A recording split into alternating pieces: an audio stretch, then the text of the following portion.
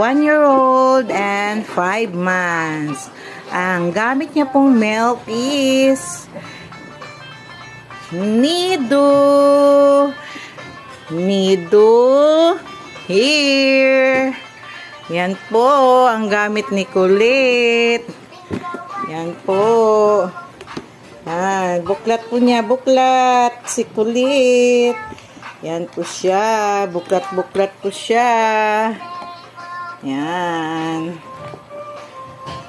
Dami po niyang stock today. Kasi po, ayaw ko siyang mawalan ng milk. Kasi nasa work ako. Kaya yan po siya ngayon.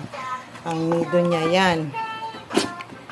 Actually kasi kumakain naman kasi siya ng rice at mga vegetables. So, ito po ngayon yung milk niya. Ito na lang natira sa isang box.